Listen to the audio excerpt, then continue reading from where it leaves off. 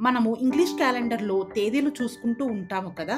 అలాగే మన చంద్రుడు మరియు సూర్యుడి మధ్య ఉన్న దూరాన్ని కన్సిడర్ చేస్తూ మన పంచాంగంలో తిథులు అనేవి నిర్ణయించబడ్డాయి. ఒక్క తిథి అంటే సూర్యుడికి 12 డిగ్రీల యాంగ్యులర్ మూవ్‌మెంట్‌లో చంద్రుడు కదలటం. అంటే చంద్రుడు ఒక్కసారి కదిలాడంటే ఒక్క తిథి వస్తున్నట్లన్నమాట. ఇలా మొత్తం 30 తిథులు ఉంటాయి. 15 శుక్లపక్షంలో, 15 కృష్ణపక్షంలో. ప్రతి తిథికి ఒక ప్రత్యేకమైన ఎనర్జీ ఉంటుంది. ఫర్ ఎగ్జాంపుల్ చవితి అంటే కొత్త ఆరంభాలకు సంబంధించిన శక్తి.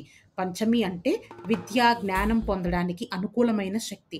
అష్టమి అంటే చెడు మీద మంచి విజయానికి సూచించిన శక్తి. ఏకాదశి మనసుకి శుద్ధి చేసే శక్తి.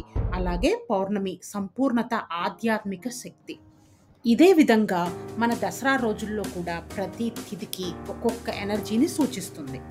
దసరా పండగ సమయంలో ఈ 10, 11 రోజులన్నీ అత్యంత శక్తివంతమైన రోజులు. ప్రతి తిథి మనకి ఒక కొత్త ఎనర్జీని అందిస్తుంది. అందుకే దసరా తిథులని తెలుసుకోవటం అంటే కేవలం క్యాలెండర్ చూడటం కాదు, ప్రకృతి శక్తితో కలిసిపోవటం.